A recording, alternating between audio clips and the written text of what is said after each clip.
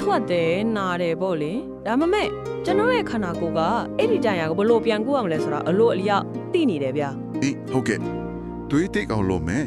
ပြီးရင်အနာဖေးတက်လာမယ်ပေါ့ ဟုတ်တယ်ဗျာနောက်ဆုံးတော့အမာရွတ်လဲတစ်ခုလောက်ပဲကြိုင်ခဲ့ပြီးအရာအလုံးပုံမှန်ပြန်ဖြစ်သွားတာပဲလေဆိုတော့ရုပ်ပိုင်းဆိုင်ရာဒါရာတွေမှာတော့အဖြေကတော်တော်လေးရှင်းလင်းပြီးကြည့်ကြတယ်လို့ပြောရမှာပေါ့ ဒါပေမဲ့အဲ့ဒီလိုမဟုတ်ပဲမျက်စိနဲ့မမြင်ရတဲ့စိတ်ပိုင်းဆိုင်ရာမှာအပြင်းထန်တရားရသွားတဲ့အခါကြတော့ရောဘယ်လိုလုပ်မလဲရှင်အဲ့ဒါပေါ်ကျွန်တော်ဒီလေ့လာစူးစမ်းမှုမှာတွားချင်တဲ့လမ်းကြောင်းကခေတ်သစ်စိတ်ပညာကဘာပြောလဲဆိုရင်အဲ့ဒီလိုနေဆိုင်ရဲ့စိတ်တရားတွေဟာခေါင်းထဲမှာတည်းပျောက်ကွယ်သွားတာမဟုတ်ဘူးဗျာကျွန်တော်တို့ရဲ့ကြွသားတွေအစားအိမ်ဦးလန်းကြောင်းတွေနဲ့အာယုံကြောစနစ်တွေထဲမှာပါတွားပြီးပုံပေါင်းနေတတ်တယ်လို့ဆိုပါတယ် တကယ်ကိုမှန်ကန်တဲ့ချင်းကမှုပါပဲဘာလို့လဲဆိုတော့စိတ်တန်ရာအထူးသဖြင့်ဟိုခက်ခဲကြမ်းတမ်းတဲ့တွေ့ကြုံတွေကြောင့်ဖြစ်လာတဲ့နေဆိုင်တဲ့စိတ်တန်ရာတွေလောကထဲကိုဝင်သွားပြီဆိုရင်လေယောဂရှာဖွေကုသရတဲ့အခင်းအချင်းကတာမန်ဆေးပညာလောက်လည်းမလုံလောက်တော့ဘူးရှင့် ဟုတ်တယ်ဗျအထူးသဖြင့်နေ့စဉ်နဲ့အမျှစိတ်ဖြစ်စည်းမှုတွေတရင်အချက်လက်တွေပြည့်နှက်နေတဲ့ကျွန်တော်တို့မြန်မာနိုင်ငံလိုအခြေအနေမျိုးမှာဆိုရင်ပါ အင်းဒါပေါ့ရှုပ်ထွေးတဲ့ပြောင်းလဲတွေကြုံတွေ့နေရတဲ့ပတ်ဝန်းကျင်မျိုးမှာဆိုရင်ဒီစိတ်တန်ရာတွေကိုနားလဲဖို့နဲ့ကိုယ်တိုင်ကုသနိုင်မှုဆိုတာကဟိုရွေးချယ်စရာတစ်ခုမဟုတ်တော့ဘူးလေမရှိမဖြစ်လို့အချက်တစ်ခုဖြစ်လာပြီရှင့် ဒါကြောင့်မလို့ဒီနေ့ကျွန်တော်တို့ရဲ့လေ့လာမှုမှာဒီစိတ်တန်ရာတွေကိုဘယ်လိုရှင်းလင်းအောင်လုပ်မလဲဆိုတာကိုအနီးကပ်လေ့လာသွားမှာပါအဲ့ဒီလိုလေ့လာတဲ့နေရာမှာစိတ်ပညာတက်တက်လောင်နေရမနေဘူးဗျာ ဟုတ်ကဲ့ဘလို့ရှုထောင့်နေပေါင်းဆက်ထားလဲရှင် ခေတ်တဲ့အနောက်တိုင်းစိတ်ပညာရဲ့အရှေ့တိုင်းဗုဒ္ဓဘာသာအဘိဓမ္မာရဲ့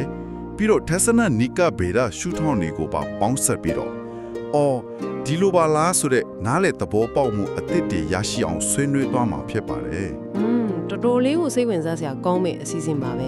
ကျွန်တော်တို့ဖတ်ရှုလေ့လာထားတဲ့အရင်မြတ်တွေဆိုရင်လည်းအများကြီးပဲနော်အမေရိကန်စိတ်များအသင်းလိုမျိုးလောင်းညွန်ချက်တွေပါမယ် ဟုတ်တယ်ဗျာပြီးတော့ရင်ကိုတက်ကပေါ်ဘ ਹੁ စာကြည့်တိုက်တော့မဲရာတို့လိုပညာရေးဆိုင်ရာထိုးမိတိုက်တီကအချက်လက်တွေလည်းပါသေးတယ် ဟုတ်ပါပြီပြီးတော့ဒေါက်တာ WF ဂျေသူရိယရဲ့စာအုပ်ရဲ့ဆရာနန္ဒသိန်းစံရဲ့သတ္တနိကဗေဒအမြင်တွေရဲ့ counseling ခေါ်တော်ကနေတုံးသက်ပြထားတဲ့ကဘာကျော်စိတ်ပညာစာအုပ်တွေရဲ့တွေ့ရှိချက်တွေအစုံအလင်ပါဝင်တဲ့ရှင် အဲ့ဒီတော့ကျွန်တော်တို့အရင်ဆုံးခေတ်သစ်စိတ်ပညာရှုထောင့်ကနေစလိုက်အောင်ဗျာ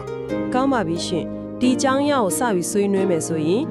counseling corner ကနေတုံးသက်ပြထားတဲ့ Judith Harman ရဲ့စာအုပ်ကိုအရင်ဆုံးကောက်နှုတ်ချင်ပါတယ် Judith Harman ရဲ့စာအုပ်နော်ဘာဒီများထူးခြားလို့လဲဗျာ ဒီစာအုပ်ကလေစိတ်တန်ရာဆိုတာကိုတဦးချင်းရှိရဲ့ပြဿနာတက်တက်အဖြစ်မကြည့်ရောဘူးလူအဖွဲ့ကြီးတစ်ခုလုံးနဲ့သက်ဆိုင်တဲ့ကိစ္စရဲ့အဖြစ်ရှုမြင်ထားတယ်ရှင် လူအဖွဲ့အစည်းတစ်ခုလုံးနဲ့ဆိုင်နေဆိုတော့ဘယ်လိုမျိုးလဲဗျာ စိတ်ဝင်စားစရာအကောင်းဆုံးကစိတ်တန်ရာကိုလေ့လာတဲ့နေရာမှာခံစားရသူတွေရဲ့ရှုထောင့်ကထမကပဲကျူးလွန်သူတွေရဲ့စိတ်ပိုင်းဆိုင်ရာအခြေအနေတွေကိုပါသမာဓိထန်ကြကြလေ့လာထားခြင်းပါပဲ ဘယ်မလိုက်ပဲနှစ်ဖက်လုံးကနေကြည်ထားတဲ့သဘောပေါ့ ဟုတ်တယ်ရှင့်နေကျင်နဲ့မြစိတ်တန်ရာရောက်ဖွဲ့ထိရက်တွေကိုရင်ဆိုင်နေရတဲ့လူအဖွဲ့အစည်းတွေအတွက်ပတ်ဝန်းကျင်နဲ့အချင်းချင်းဆက်ဆံရေးဟာကူးစားမှုအတွက်ဘလောက်တောင်အသက်သမ ्या အရင်ကြီးလဲဆိုတာကိုတေချာထောက်ပြထားတယ်လေ အဲ့ဒီအချက်ကတော်တော်လေးစဉ်းစားစရာပဲဗျာလူတစ်ယောက်တန်ရာရရင်အခန်းထဲမှာတယောက်တည်းပိတ်လောင်ပြီးကုသလို့မရဘူးဆိုတဲ့သဘောပေါ့ပတ်ဝန်းကျင်ကမှနားလည်မှုရှိမှကိုကဘေးကင်းလုံခြုံတယ်လို့ခံစားရမှကုသရေးလုပ်ငန်းစဉ်ကစတင်နိုင်တာကို ဒါပေါ့ရှင်အဲ့ဒါအရေးကြီးဆုံးပဲ ဒါပဲဗျာကျွန်တော်ကိုအန်တိုစီဆုံးအချက်ကဘက်ဆယ်ဗန်ဒကော့ခေတွေးရှိချက်ပဲစိတ်တန်ရာဟာဦးနောက်ရဲ့လှုပ်ဆောင်ချက်ကိုပြောင်းလဲစေုံတာမကခန္ဓာကိုယ်ထဲမှာပါကိန်းအောင်နေတယ်ဆိုတဲ့အချက်လေးအဲ့ဒါလေးနည်းနည်းလောက်ရှင်းပြပေးပါလား ဟုတ်ကဲ့အဲ့ဒါကိုတစ်ပန်ကြီးချရှင်းပြရင်လေပြင်းထန်တဲ့ထိတ်လန့်မှုတစ်ခုကိုကြုံရတဲ့အခါကျမတို့ဦးနောက်ထဲကအန်ဒီယေကိုတတိပေးတဲ့ညာလေးကအချက်ပေးခေါင်းလောင်းကိုအဆက်မပြတ်တီးတော့တာပါပဲ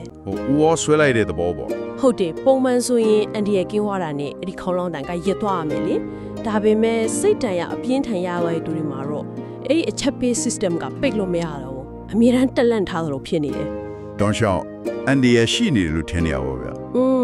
အဲ့ဒီအခါမှာကြောက်ရွံ့မှုနဲ့သက်ဆိုင်တဲ့ဟော်မုန်းတွေကခန္ဓာကိုယ်အနှံ့ကိုစီးဆင်းသွားတယ်ပြီးတော့ကြွက်သားတွေတင်းမာလာတဲ့အသက်ရှူမြန်လာတယ်ပေါ့ အဲ့တော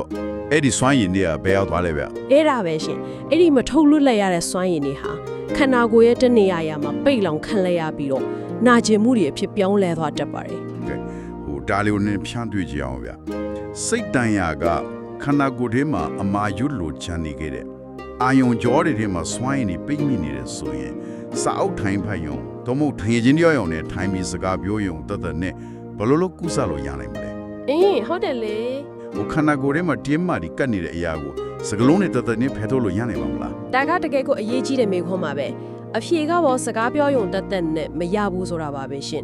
ဒါကြောင့်မလို့ခေတ်သစ်စိတ်ပညာမှာခန္ဓာကိုယ်နဲ့စိတ်ကိုတစ်ဖြတ်နဲ့ဒီကုတာတဲ့နီလန်းဒီပေါ်ထွက်လာတာလေ ဘယ်လိုနီးလန်းနေများလဲဗျ ဥပမာပြရရင်မျက်စိလှုပ်ရှားမှုကိုအသုံးပြုပြီးကုတာတဲ့နီလန်းတစ်ခုရှိတယ် EMDR လို့ခေါ်တာပေါ့နော် ဟုတ်ကဲ့ ဒီနီလန်းကဘလို့အလုံးလုံးလဲဆိုရင်လူရင်းညက်ပတ်အိမ်မက်မဲ့တဲ့ချိန်မှာမျက်လုံးကဟိုဘက်ဒီဘက်မြဲမြဲလှုပ်ရှားနေတတ်တယ်ရှင်အဲ့ဒီအချိန်ဟာဦးနောက်ကတနေ့တာမှတ်ဉဏ်လေးကိုစစ်စစ်ပဲသိသိတဲ့အချိန်ပဲလေ အော်ညဘက်ဦးနောက်က data တွေသိမ်းနေတဲ့အချိန်ပေါ့ ဟုတ်ပါတယ်ဒါမဲ့စိတ်တင်ရာရထားတဲ့သူတွေရဲ့မှတ်ဉဏ်ကအတိတ်မှာမကြံခဲ့ပဲပစ္စုပန်မှာအမြဲလာချောင်းလက်နေတတ်တယ်အဲ့တော့ခုနကမျက်စိလှုပ်ရှားမှုကုထုံးကိုတုံးလိုက်တဲ့အခါမှာဦးနောက်ကိုအိမ်မက်မှတ်တဲ့အခြေအနေမျိုးဖန်တီးပေးလိုက်တာပေါ့ ဟင်ပြီးတော့ရော အဲ့ဒီလိုလုပ်ပေးလိုက်ပြီးတော့ပိတ်မိနေတဲ့ကြောင်းမဲ့ဖွဲမှတ်ဉဏ်ဒီကိုတာမန်အတိတ်မှတ်ဉဏ်ဒီအဖြစ်ပြောင်းလဲသိသိဖို့တွန်းအားပေးလိုက်တာဖြစ်ပါတယ်ရှင် ဝါတော်တော်မိုက်တယ်ဗျဦးနောင်ရဲ့တဘာဝရန်တရားကိုပြန်ပြီးအသုံးချလိုက်တဲ့သဘောပေါ့ မှန်ပါတယ်ရှင်ပြီးတော့နောက်ထပ်ထိရောက်တဲ့နီလန်တစ်ခုက Brainy Brown ရဲ့စာအုပ်ထဲမှာဖော်ပြထားသလိုပေါ့နော်ကိုယ့်ရဲ့အားနည်းချက်တွေကိုရဲရဲဝမ်းဝမ်းလက်ခံပြီးခန်းစားချက်တွေကိုချရေးတဲ့နီလန်ပါပဲ ချရေးတယ်ဆိုတာတန်ရဲရေးတယ်လို့မျိုးလားဗျ လေနေ့စဉ်မှာတိုင်းရေးခိုင်းတာတို့စိတ်တရားကိုစားရေးစားရေးတာချင်းတင်တန်းနေလုပ်ပေးတာတို့ရှိတယ်လေအဲ့ဒါကဘာလုပ်တာလဲဗျစားရေးလာကဘလို့အလုပ်လုပ်လဲ ဒါကဘာလုပ်တာလဲဆိုရင်စိတ်ခံစားချက်အပိုင်းမှာလိုင်းထားနေတဲ့နာကျင်မှုတွေကိုစကလုံးအဖြစ်ပြောင်းလဲဖို့ဦးနှုတ်ရကြိုးကြောင်းဆင်ကျင်တဲ့အပိုင်းကိုအလုပ်ပေးလိုက်တာပါပဲ ဩ ခန်းစားချက်ကိုအတိညာနဲ့ဖိုင်းချုပ်လိုက်တဲ့သဘောပေါ့ အင်းဟိုတဲ့ခံစားချက်တက်တက်ဖြစ်နေတဲ့အရာကိုစာရွက်ပေါ်မှာရုပ်ပိုင်းဆိုင်ရာလှုပ်ရှားမှုအဖြစ်ပြောင်းလဲထုတ်ဖော်လိုက်တဲ့အခါကျတော့ခန္ဓာကိုယ်မှာပိတ်လောင်နေတဲ့စွမ်းရည်တွေလွတ်မြောက်သွားပါတယ်ရှင် စိတ်ထဲကယာကိုရုပ်ပိုင်းဆိုင်ရာထွတ်ပေါက်ပေးလိုက်တဲ့သဘောပေါ့ခန္ဓာကိုယ်နဲ့စိတ်ကိုဘယ်လိုချိတ်ဆက်ကူတာလဲဆိုတာတော်တော်လေးရှင်းလင်းသွားပြီဗျ ဟုတ်ကဲ့ အနောက်တိုင်းစိတ်ပညာကဒီလိုရုပ်ပိုင်းဆိုင်ရာတုံ့ပြန်မှုတွေကိုအာရုံစိုက်တဲ့ဆိုရင်လေကျွန်တော်တို့အရှိတိုင်းအမြင်အထူးသဖြင့်အဘိဓမ္မာရှုထောင့်ကိုတစ်ချက်ကူးကြည့်အောင်ဗျာ ကောင်းပါပြီအဘိဓမ္မာပိုင်းတော့ဘယ်လိုရှိလဲရှင် ဒေါက်တာ WFJ ဒူရီယာရဲ့စာအုပ်မှာဖတ်လိုက်ရတာဗျာသူကအဘိဓမ္မာကိုဘာသာရေးတတ်တလို့မမြင်ပဲနဲ့တကယ်စနစ်ကျတဲ့သဒ္ဒနာနိကဗေဒဆိုင်ရာစိတ်ပညာသိပ္ပံရချီတစ်ခုအဖြစ်တွက်ပြထားတာဖတ်လိုက်ရတော့ကျွန်တော်တော်တော်လေးအော်ဩသွားတယ် ဒီကဲပါပဲအဘိဓမ္မာဟာစိတ်ရဲ့အညစ်အကြေးယူကိုရှင်းလင်းတဲ့နေရာမှာအလွန်စနစ်ကျတဲ့လမ်းညွှန်မြပုံတစ်ခုပါပဲရှင်အဓိကကတော့လူတွေဘာလို့ဒုက္ခရောက်နေရလဲဆိုတဲ့အကြောင်းရင်းခံကိုတေချာခွဲခြမ်းစိတ်ဖြာထားတယ်လေ ဟုတ်တယ်ဗျာအဲ့ဒီထဲမှာဝိပလတာလို့ခေါ်တဲ့ဖောက်ပြန်မာယွင်းနေတဲ့အမတ်တင်ညာလေးကိုအကြောင်းရှင်းပြထားတာတွေ့တယ် ဟုတ်ကဲ့အဲ့ဒီလေးခုကဘာတွေလဲဆိုတော့နည်းနည်းပြောပြပါလားရှင် ဒီလိုဗျာလူတွေရဲ့စိတ်ကဘာကိုအမြဲတမ်းမျော်လင့်နေလဲဆိုရင်အရာအုတ်ထုတွေအခြေအနေတွေကိုအမြဲတမ်းတည်မြဲခြင်းတယ်အမြဲတမ်းချမ်းသာဒုက္ခပြေးမယ်လို့ထင်တယ်အမြဲတမ်းလက်ပါတင့်တယ်နေမယ်လို့ထင်တယ် ပြီးတော့ရော ပြီးတော့ခိုင်မာတဲ့အတ္တသို့မဟုတ်ငါဆိုတဲ့ကိုယ်ကောင်အထည်ကြီးအမြဲရှိနေတယ်လို့ထင်မှမာနေကြတယ်လေ ဟုတ်ပါတယ်အဲ့ဒီအထင်အမြဲလွဲမှားမှုတွေကပဲကျမတို့ခံစားရတဲ့ဒုက္ခအားလုံးရဲ့မူလအရင်းမြစ်ဖြစ်နေတာပေါ့နော် ဒီနေရာကတကယ်ကိုစိတ်ဝင်စားစရာကောင်းလာပြီဗျဒီအချက်ကိုဖတ်နေတော့ကကျွန်တော်ခေါင်းထဲမှာအတွေးတစ်ခုဝင်လာတယ် ။ဘာများလဲရှင် အဘိဓမ္မာကိုလေ့လာတာဟာလေကွန်ပျူတာတစ်လုံးရဲ့မျက်နှာပြင်ပေါ်ကလာပါတဲ့ပုံရိပ်ဒီကိုပဲတက်တောင့်တက်ထိုင်ကြည့်မနေဘဲနဲ့နောက်ကွယ်လာအလုံးလုံးနေတဲ့စနစ်ရဲ့အရင်းမြစ်ကုတ်ဒီကိုဝင်ကြည့်လိုက်တယ်လို့ပဲဗျအကုန်လုံးကကုတ်အဆက်အပြောက်လေးတွေကြီးပဲဖွဲ့စည်းထားတာကိုတွားတွေ့ရတယ်လို့ပေါ့ ။ဝါအဲ့ဒီဥပမာကအလွန်တိကျပါတယ်ရှင်။ဒီလိုသဘောတရားကိုနားလည်ဖို့ရင်းမြစ်ထဲမှာတပ်ပီသားနွားဥပမာကိုသုံးပြီးရှင်းပြထားတယ်လေ ဟုတ်လားဘယ်လိုရှင်းပြထားလဲဗျ ။တာသက်သမားတစ်ယောက်ကနွားကိုမတက်ခင်အချိန်ထိဒါဟာနွားကြီးတစ်ကောင်လုံးဆိုတဲ့ပုံရိပ်ကိုပဲမြင်တယ်။ဒါပေမဲ့တပ်ပီလို့အသားအယိုးသွေးစသဖြင့်အစိတ်ပိုင်းတွေခွဲခြားလိုက်တဲ့အခါမှာနွားဆိုတဲ့ဆွဲလန်းကြီးပျောက်သွားပြီးအစိတ်ပိုင်းတက်တက်တွေအရှိပဲမြင်တော့တယ်ရှင် အကုန်လုံးကိုအပိုင်းပိုင်းခွဲချလိုက်တဲ့သဘောပေါ့ ။ဟုတ်တယ်။အဲ့ဒီလိုပါပဲကိုယ့်ရဲ့နာကျင်မှုတွေစိတ်တန်ရာတွေကိုတခင်နဲ့တန်နာငါးတန်ရာကြီးငါ့ဘဝကြီးပြတ်သွားပြီလို့မကြည့်ပဲနဲ့အာလုံးစုစိတ်မှုတတိပဋ္ဌာန်ကိုသုံးပြီးကြည့်ရမယ်ရှင် တတိပဒံသုံးတယ်ဆိုတာဘယ်လိုလုပ်တာလဲဗျ ။စိတ်နဲ့ရုပ်အစိတ်ပညာလေးတွေဥဝရင်ဘတ်ထဲကတင်းကျပ်သွားတဲ့ရုပ်ပိုင်းဆိုင်ရာခံစားချက်တို့ကြောက်ရွံ့သွားတဲ့စိတ်ပိုင်းဆိုင်ရာခံစားချက်တို့ စသဖြင့်ပေါ့နော်အဲ့လိုတင်းခဲ့တဲ့အစိတ်ပန်လေးတွေအဖြစ်ခွဲချမ်းစိတ်ဖြားလိုက်တဲ့အခါဒဏ်ရာဆတဲ့အဆွဲလန်းခီးကပြက်ပြဲပါပါတယ်ရှင်ဒါကစိတ်ကျန်းမာရေးအတွက်လက်တွေ့ကြတဲ့စိတ်ပိုင်းဆိုင်ရာတန်ရှင်းရေးလုပ်ငန်းစဉ်ပါပဲ နေပေါင်းဗျာဒီနေရာမှာကျွန်တော်နည်းနည်းဝင်ပြီးဆွေးနွေးခြင်းတယ် theory ရတော့ဟုတ်ပါပြီငါဆိုတာမရှိဘူးအားလုံးကအစိတ်ပန်လေးတွေပဲဆိုတာကိုလက်ခံနိုင်စရာရှိတယ် ဟုတ်ကဲ့ ဒါပေမဲ့လက်တွေ့ဘဝမှာအလွန်မဲ့စိတ်တန်ရာရနေတဲ့သူတယောက်ကိုတွားပြီးခမားခန်းစားနေရတဲ့တန်ရာဆိုတာမရှိဘူးခမားရဲ့ငါဆိုတာလည်းတကယ်တော့မရှိဘူးလို့တွားပြောရင်လေဒါကသူတို့ရဲ့နာကျင်မှုကိုအတိအမတ်မပြုပဲပြစ်ပယ်လိုက်တယ်လို့သူတို့ရဲ့ခံစားချက်တွေကိုခြေဖြစ်လိုက်တယ်လို့မဖြစ်သွားဘူးလား တော်လေးစဉ်းစားကြပဲ ဟုတ်တယ်လေဒီလိုအရှိတိုင်းသစ္စာကတကယ်နာကျင်မှုတွေကိုလစ်လူရှူရမရအောင်လားဗျာ ဒီဓမ္မကအတင်နာကျင်နေတာကိုမဟုတ်ဘူးလို့ငင်းဆိုနေတာမဟုတ်ပါဘူးနာကျင်မှုဆိုတာတဘာဝတရားရဲ့တုံ့ပြန်မှုတစ်ခုအနေနဲ့တကယ်ရှိပါတယ်ရှင် ဒါဆိုရင်ဘယ်လိုကွာခြားသွားတာလဲဗျာ အဘိဓမ္မာကဘာကိုရှင်းပြလဲဆိုရင်ငါဆိုတဲ့အတ္တကိုအတင်းစုပ်ကင်ထားခြင်းကအဲ့ဒီနာကျင်မှုမီးတောက်ကိုလောင်စာစီထက်လောင်ထဲ့နေတယ်လို့ဖြစ်နေတယ်ဆိုတာပါပဲ အော်နာကျင်မှုကိုပိုပြီးကြီးထွားလောက်နေတယ်ပေါ့နော် ဟုတ်တယ်ငါကိုမှဘာလို့ဒီလိုဖြစ်ရတာလဲတို့ငါတရားများတမှုမရဘူးတို့ဆိုတဲ့အတွေးတွေကတဘာဝရခံစားရတဲ့နာကျင်မှုထက်အစားပေါင်းများစွာပိုကြီးတဲ့စိတ်ဆင်းရဲမှုကိုဖြစ်စေတယ်လी ဟုတ်တယ်ဗျာအဲ့ဒါတကယ်မှန်တယ် အဲ့ဒီတော့အစိတ်ပိုင်းတွေကိုခွဲချမ်းစိဖြောက်စောင့်ကြည့်လိုက်ခြင်းအပြင်ခံစားချက်တွေကိုငင်းပယ်ဖို့မဟုတ်ဖေးနဲ့အဲ့ဒီခံစားချက်တွေအပေါ်မှာပြင်းထန်စွာတုံ့ပြန်နေတဲ့အစွဲကိုဖျက်တောက်လိုက်တာပါရှင်အဲ့ဒီလိုလုံးနိုင်မှဒါနောက်ဆုံးမှာစစ်မှန်တဲ့စိတ်အေးချမ်းမှုကိုရရှိမှာဖြစ်ပါတယ် ရှင်းလင်းသွားပါပြီဗျာနာကျင်မှုကိုညင်းတာမဟုတ်ပဲနာကျင်မှုကိုဆက်လက်ရှင်းတန်ခွင့်ပေးထားတဲ့ဆွဲလန်းမှုကိုဖျက်တောက်တာပေါ့ အတိအကျပါပဲရှင် ဒါပေမဲ့ဗျာဒီနေရာမှာနောက်ထပ်စန့်ကျင်ဘက်ဖြစ်နေတဲ့သဘောတရားလေးတစ်ခုကိုသွားတွေ့တယ်ဗျာ ဘာများလဲရှင် အနောက်တိုင်းစိတ်ပညာကဥမာကားလျော်ကြစီလူသားဝါဒအခြေခံစိတ်ပညာလိုမျိုးတွေဆိုရင်စိတ်တန်ရာကြောင့်ပျက်စီးသွားတဲ့ကိုကိုယုံကြည်မှုတော်မို့ကိုယ်ပိုင်အတ္တကိုပြန်တိဆောက်ဖို့ကြိုးစားကြတယ်လက်တွေ့ဘောမှာခိုင်မာတဲ့လူတွေရောက်ဖြစ်လာဖို့ကူညီပေးတယ်လေ ဟုတ်ပါတယ်အဲ့ဒါကသူတို့ရဲ့အထူးချင်းကပ်မှုပေါ့ ဒါပေမဲ့ခုနကပြောတဲ့အရှိတိုင်းအဖိဓမ္မာကကြတော့အဲ့ဒီအတ္တကိုစွန့်လွတ်ဖို့ပြောတယ်ဗျာဒါဆိုရင်လူတစ်ယောက်ထဲစီမှာဒီလုပ်ငန်းစဉ်တစ်ခုကဘယ်လိုလုပ်အတူတကွအလုပ်လုပ်နိုင်မလဲအတ္တကိုတိဆောက်မှာလားဖြစ်စီမှာလား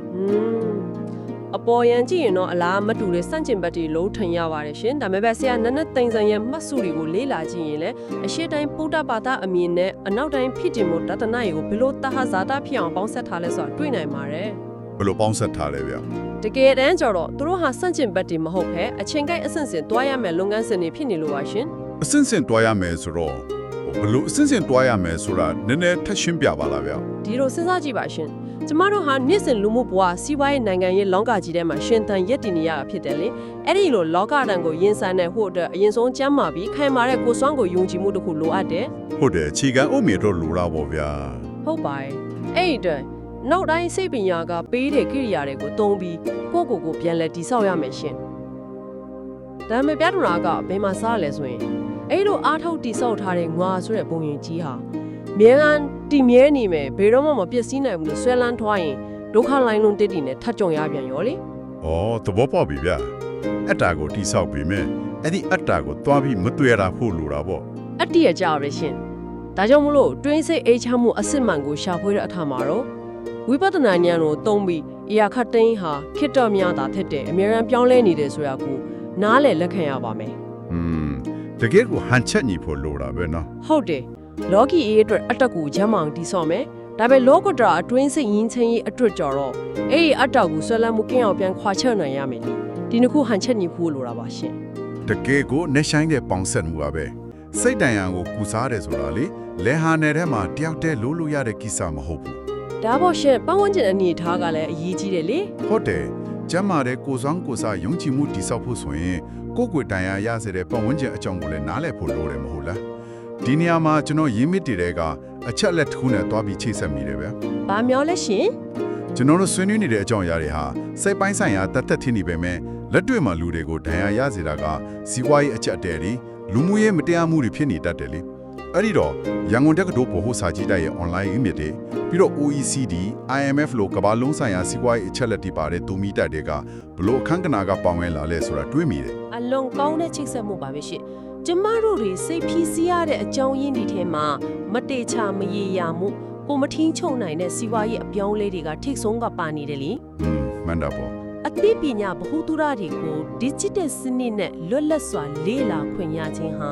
စိတ်ချမ်းသာရေးအတွက်လက်နက်ကောင်းတစ်ခုပါပဲရှင် အချက်လက်တိလာရင်စိတ်သက်သာရရတယ်ဆိုတဲ့သဘောလားဗျာ ဟုတ်တယ်ဘာဖြစ်လို့လဲဆိုတော့ကမ္ဘာစီးပွားရေးအခြေအနေတွေငွေကြေးဖောင်းပွမှုအကြောင်းရင်းတွေကိုပညာရေးဆိုင်ရာ database တွေကနေစိတ်မှန်ကန်ကန်နားလည်သဘောပေါက်သွားတဲ့အခါကိုအပြစ်တင်တဲ့စိတ်တွေရော့ကျသွားတယ်ရှင် အော်ငါညံ့လို့မဟုတ်ဘူးစနစ်ကြီးကြောင့်ဖြစ်နေလားဆိုပြီးမြင်သွားလာပေါ့ အဲ့ဒါပဲရှင်ငါအတော့မကြလို့အဆင်မပြေတာမဟုတ်ဘူးအခုဖြစ်နေတာကစနစ်တစ်ခုလုံးအပေါ်ကျရောက်နေတဲ့ဖိအားလေးကြောင့်ဆိုတာကိုအကျိုးအကြောင်းစီလျော်စွာနားလည်သွားတယ်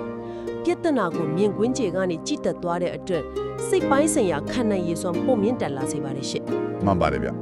အသိပညာဆိုတာကြောက်ရွံ့မှုကိုဖယ်ရှားပေးတဲ့အလင်းရောင်ပါပဲဆိုတော့ဒီနေ့ဆွေးနွေးခဲ့တဲ့အကြောင်းအရာတွေကိုအစားအဆုံးပြန်ပြီးခြုံငုံကြည့်မယ်ဆိုရင်လေစိတ်တန်ရာကိုကုစားရမှာဟန်ချက်ညီတဲ့အစစ်နှစ်စစ်လိုအပ်တယ်လို့ကောက်ချက်ချလို့ရပါတယ်ဗျ ဟုတ်ကဲ့ဘယ်လိုအစ်စ်နေညာလဲရှင် ပထမအဆင့်အနေနဲ့ခန္ဓာကိုယ်အတွင်းမှာပိတ်လောင်ကင်းအောင်နေတဲ့နာကျင်မှုတွေကိုမျက်ရှိလှုပ်ရှားမှုကုထုံးနေစိတ်ခန္ဓာချက်ကိုချရတဲ့နီးလန့်တယ်လို့မျိုးခေတ်သစ်စိတ်ပညာနီးလန့်နေနဲ့လက်တွေ့ဖော်ထုတ်အတိမပြုကုတာဖို့လိုအပ်တယ်ဗျ ဒုတိယအဆင့်အနေနဲ့ကတော့အဲ့ဒီလိုဖော်ထုတ်ပြီးသားနာကျင်မှုတွေကိုဆက်လက်မဆွဲလန်းမိစေဖို့အတွက်အဖိဓမ္မာနဲ့တသနာကပေတာရှုထောင်ကနေအကူအညီယူရမှာမယ်ရှင် အတ္တကိုပြန်ဖြတ်တဲ့အပိုင်းပေါ့ ဟုတ်ပါတယ်ငါဆိုတဲ့အစွဲတွေကိုခွဲခြမ်းစိတ်ဖြာပြီးအတိအမြင်သစ်တစ်ခုနဲ့လောကကြီးကိုကြည့်ရှုတတ်အောင်လေ့ကျင့်ရပါမယ်ဒီလိုပေါင်းဆက်ကျင့်သုံးနိုင်မှသာပြင်ပလောကရဲ့ကြမ်းတမ်းမှုတွေကိုရင်ဆိုင်တဲ့စိတ်ကြခိုင်မာမှုရောအတွင်းစိတ်ရဲ့လွတ်လပ်ငြင်းချမ်းမှုရောတပြိုင်နက်တည်းရရှိနိုင်မှာဖြစ်ပါတယ်ရှင် ဒါဆိုရင်အစာပိုင်းမှာကျွန်တော်တို့ပြောခဲ့ကြတဲ့လက်ကိုဓာတ်ရှည်တဲ့ဒဏ်ရာအကြောင်းလေးပြန်တွေးကြည့်ရအောင်ဗျာခေတ်သစ်တိပန်နေကြစိတ်ပညာကစိတ်တန်ရာဆိုတာကျွန်တော်တို့ရဲ့ခန္ဓာကိုယ်နဲ့အာယုံကြောတဲ့ထဲမှာအမာရွတ်လို့အမြဲတမ်းနေရတယ်လို့ဆိုပါတယ် အေးမှန်ပါတယ်ရှင် တနည်းအားဖြင့်အတိတ်ကနာကျင်မှုတွေဟာပစ္စုပန်ခန္ဓာကိုယ်ထဲမှာဆက်လက်ရှင်းထန်နေတယ်ပေါ့ဗျာ ဒါပေမဲ့အရှိတိုင်းဘုဒ္ဓဘာသာအဘိဓမ္မာကြတော့ဒီအမြင်ကိုလုံးဝတစ်ဖက်လက်လိုက်ပါတယ်ရှင် ဘယ်လိုလက်လိုက်တာလဲဗျာ အဘိဓမ္မာရဲ့အလိုရောဆိုရင်ယုတ်ရောစိတ်ရောဟာမီလီစက္ကန့်တိုင်းလိုမှာအဟောင်းတွေပြည့်စည်ပြီးအသစ်တွေပြန်ဖြစ်နေတယ်လို့ဆိုပါတယ်ရှင်ခန္ဓာကိုယ်က cell တွေကစဉ်ဆက်မပြတ်တည်ဆုံးပြီးအသစ်ပြန်လည်မွေးဖွားနေတယ်လို့ကျမတို့ရဲ့စိတ်အစဉ်ဟာလေစက္ကန့်တိုင်းမှာအသစ်ပြန်ဖြစ်နေတာပါလी ဝေါဒါဆိုရင်လူသားတစ်ယောက်အနေနဲ့စဉ်းစားကြည့်ဖို့တော်တော်ကောင်းပါတယ်ဗျာယခုမျက်မှောက်စက္ကန့်လေးအတွင်းမှာရုပ်ရောစိတ်ပါအသစ်တစ်ဖန်ပြန်လည်မွေးဖွားလာတဲ့လူတစ်ယောက်ဟာလေ ဟုတ်ကဲ့ လွန်ခဲ့တဲ့အခြေအနေကဖြစ်ရဟောင်းဒီအမားရဟောင်းဒီရဲ့ run ဖို့ချုပ်ကင်မှုအောင်မှာဆက်လက်နေထိုင်ဖို့တကယ်ပဲလိုအပ်ပါသေးလားအတိတ်ကနာကျင်မှုတွေကိုပြစ်စုံပန်ရဲ့အသစ်ဆက်ဆက်အခိုက်အတန့်လေးတဲ့အထိတည်ဆောင်လာဖို့တင့်တော်ပါသေးသလားဆိုတော့ပေါ့ ဒီကဲကိုနေဆိုင်ပြီးတွေးတောစရာကောင်းတဲ့မိကုံးပါပဲရှင် ဟုတ်တယ်ဗျဒါဟာဒီနေ့ရှုထောင့်ပေါင်းစုံကနေလေးလာစူးစမ်းမှုအပြီးမှာနားစင်နေတဲ့သူတိုင်းကိုယ်တိုင်ဆက်လက်တွေးတောရှာထွေးနိုင်ဖို့အတွက်ချန်ထားရဲ့ချေခြင်းနဲ့မိကုံးတစ်ခုပဲဖြစ်ပါရဲ့ဗျ အမြင့်တွေနဲ့ဆိုင်သည်အမြင့်တွေနဲ့ဆိုင်သည်အလင်းတွေတောက်ပါပြီငါတို့ရဲ့ resilience လက်မှာအလင်းတွေပွင့်လန်းတွဲလက်တွေချိတ်ထားရင်မောင်ထဲမှာထွန်းလင်းအပြေမရှိတဲ့ပုံစံဒီမှာတွဲချက်ချက်ကြည့်ကြမယ်အသိပညာအတွေ့အကြုံအုံမြင့်တွေချကြမယ်